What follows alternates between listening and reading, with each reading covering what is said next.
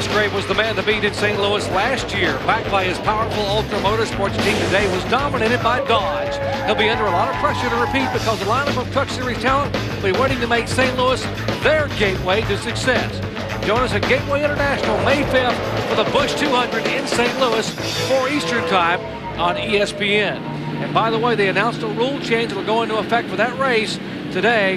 A 2-inch kickout will be allowed on the Chevy, the front valence of the Chevrolet, starting with the next race. They had all 3 makes in the wind tunnel this past Tuesday. And the Wayne Auden and Gary Smith and company decided the Chevrolet needed a little bit of help, and they'll add a 2-inch kickout, moving the front valence out 2 inches on the Chevy. That'll definitely help. We saw Ford last year get a little kick out on their front valence, and it really made a big difference. So right now we've got a Ford leading, and Terry Cook with that 2-inch front valence kick out.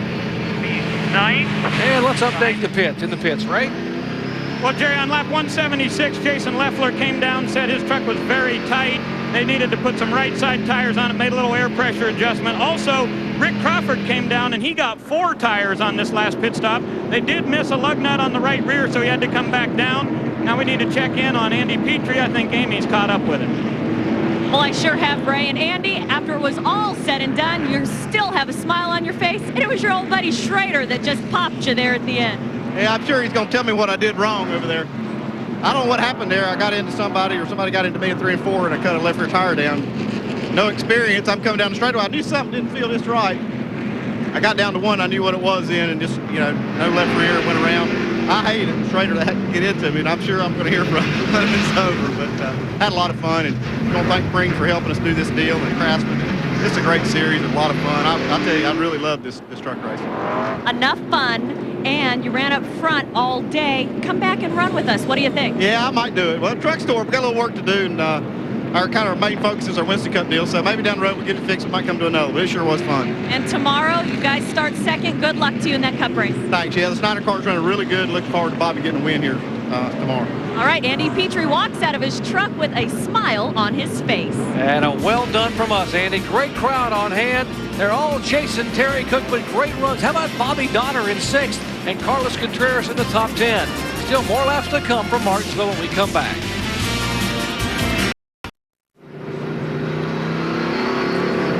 NHRA Texas coverage coming your way. The O'Reilly Spring National presented by Pennzoil, qualifying tonight 7:30 Eastern Time. NHRA today, tomorrow at 11 a.m. Eastern. Final eliminations tomorrow at 8 Eastern Time. NHRA action on ESPN2 for more.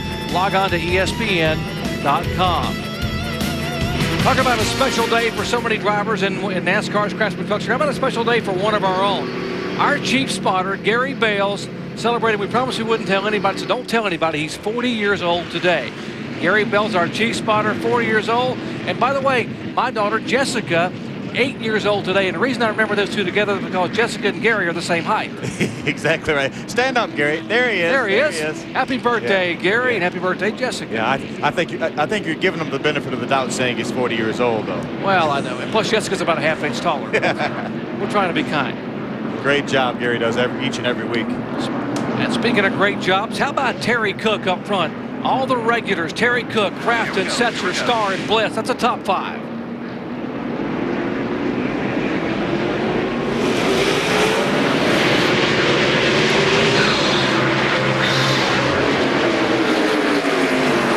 See again, Terry Cook is able to beat Robert Presley with the lap truck down into turn number 1. Matt Crafton has to race with him to get by. Oh, Corey gives around, he goes. Round he goes, spinning around, and caution will come out again. And that'll be the 11th caution flag as Gibbs gets the MB&A Chevy, has a flat left front tire, tries to get it refired, and he pulls across the racetrack. There's Kevin Harvick in the 6th truck. We saw Corey Gibbs get in the back of Kevin Harvick earlier. I'd say that was probably returning the favor short track style right there, Don. They don't do that, do they? I mean, if somebody gets hit, you don't pay them back, do you? No, it's probably all accidental. It's probably an incidental contact. Absolutely. Yeah, that's racing. Absolutely. It's a racing incident. Let's see what happened here. Watch the 6 and the 20. Little bit of contact there. A little bit of contact, and around Corey goes. Yep, they might have had some contact there. That'll bring out caution number 11. One more angle as they come off of turn 2. And the 20 goes around. Our record for caution flags was 15, set back in 1996. Mike Skinner won that race. We are working caution number 11. Just looking at another angle. Great camera work of this incident out at turn 2. You see Kevin get against him, and he never turns him loose, and finally picks him rear off the truck off the ground, and round Coy goes. And Ray? Well, Jerry, Kevin Harvick's on his way to the garage. He's done for the day, not because he's tired of racing, but because NASCAR said you're not going to race anymore. And here's the reason. Not because he spun Coy Gibbs, but because he said on the radio before it happened, I'm going to go get him. So it was definitely intentional. NASCAR heard it on the radio, and they've said, Kevin, you're done for the day. And so the lesson there is don't ever tell anybody what you're going to do, I guess. That's exactly I mean, no, right. obviously you shouldn't do that, Yeah. but... even if it goes from week to week, you're not supposed to tell what you're going to do. But Yeah. now, isn't Kevin on probation from that altercation he had with Greg Biffle in Bristol? That's a different series, I think, isn't it? Yeah, I think it's NASCAR probation. Oh, I see. Okay. Here we go again. Here's some Bill Lester's on board, and there was the contact between Kevin Harvick. Reigning Winston Cup Rookie of the Year and Busch Series champion, and he will go behind the wall. There is Kevin climbing out of his truck. Making his second start this year. He planned to run a number of the combination events.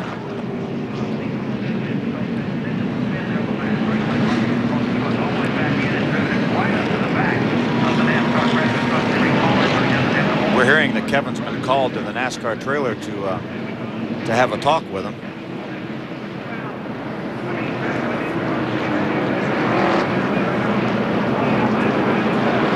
As a matter of fact, what you see right there is the top of the NASCAR trailer. So he not only has been called to the trailer, he parked at the trailer. Well, he parked so he wouldn't have long far to walk. I think he probably figured that was coming.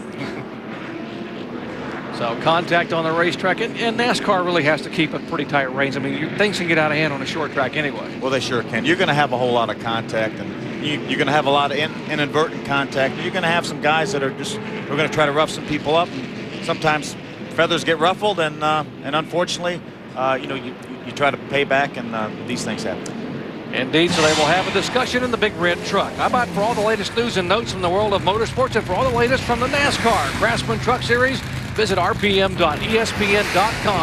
keyword trucks.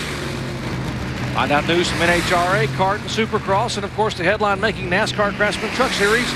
So be sure to log on to rpm.espn.com.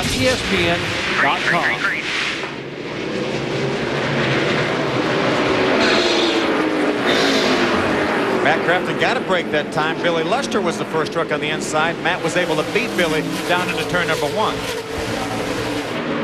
These caution flags really do help Matt Crafton, who got no tires, and Terry Cook, who got 2 tires, because these Goodyear tires are so good.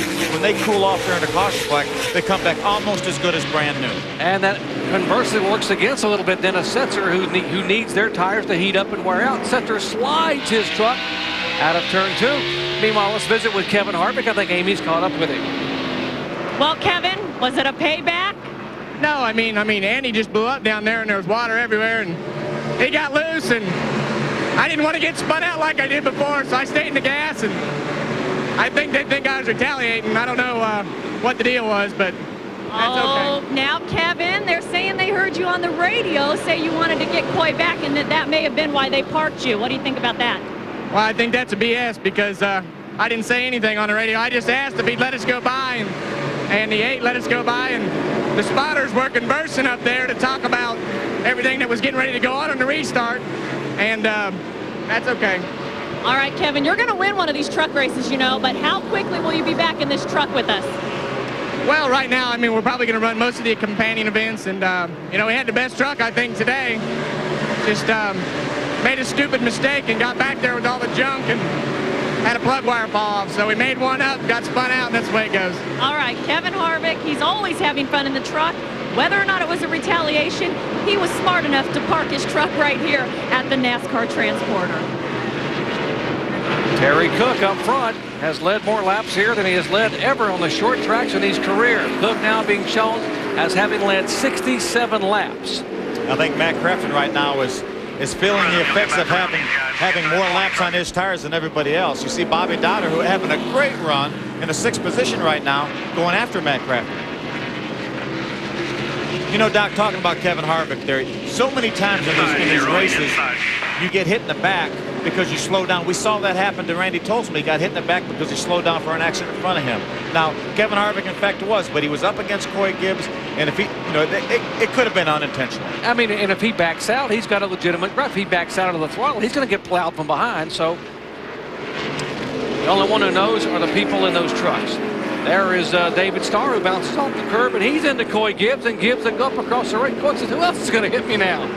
You know, it used to be, Doc, you could run over the curbs here and never even feel it. But now with the soft front springs these trucks run and the aerodynamics these trucks have, the big front sway bars, when you hit a curb, they're very, very difficult to control. And we've seen that 2 or 3 times today. Guys running over the curb, getting the things jacked out of shape and running into the truck on the outside of them. There's David Starr in the 75, Mike Bliss in the 16. As they are being shown in 3rd and 4th spot. Setzer is 2nd, but the man they're chasing is Terry Cook. Power Stroke Diesel showing the way at Martinsville. Back in a moment.